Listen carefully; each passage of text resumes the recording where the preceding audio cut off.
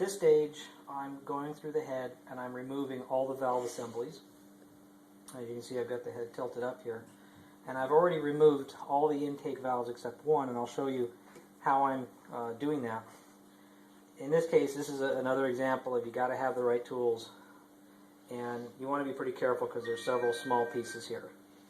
So I'm using a Pit Posse valve spring compressor with a 19mm fitting on the end, which came in the kit, and just a pair of needle nose. I have a dental instrument which helps me fish out the little keeper pieces. So first thing I do is remove the bucket and shim. I can then take my valve compressor tool. I can fit the 19mm top end on top of the spring retainer. On the other end, I screw this tool down right on top of the valve head that I'm going to be removing. This causes the valve spring to compress. It takes very little force to turn that. And once the valve spring is compressed, I can go right inside here and fish out the two small valve keepers. Sometimes you got to get in there and fish around a little bit. Be careful though, you don't want to lose these two small components on your floor. It could be hard to find them because they're small. With these two keepers removed, we can then go back, loosen our compression tool, remove it, at which point we can now remove the spring and top retainer. Then we can just poke the valve and pull it right out the other end, and there we go. Still inside the head is a bottom retainer plate and an oil seal. I'm leaving those in the unit for now.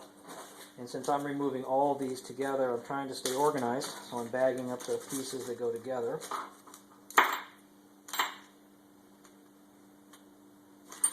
I'll be cleaning the valves and other components later. And for us 2000 and 2001 R1 owners with Genesis engines, we repeat this procedure 20 times for the 20 valves.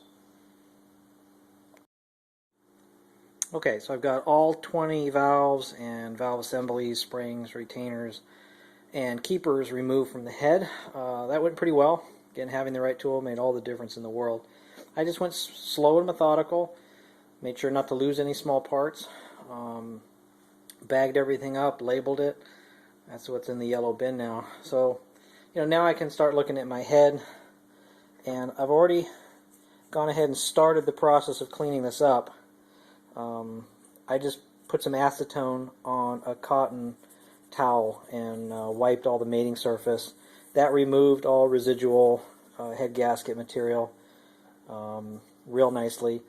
I'm pretty sure that bead blasting or some other process is going to have to be used on all these carbon deposits, so I can get a much better look at the valve seats. I'm assuming they'll have to be recut, but this is where my expertise runs out. I'll sort of be taking it at this point, once I've done a little more cleanup, right to a engine or a machining shop, and we'll start getting some expert opinions. I'm on a budget. I don't want to spend infinite. If you just go online and order all new valves, springs, keepers, and retaining plates, that alone is over $1,000. I think this head assembly is about $500 or something like that. I don't want to just be replacing parts for no particular reason, because I could end up buying a whole new motorcycle easily.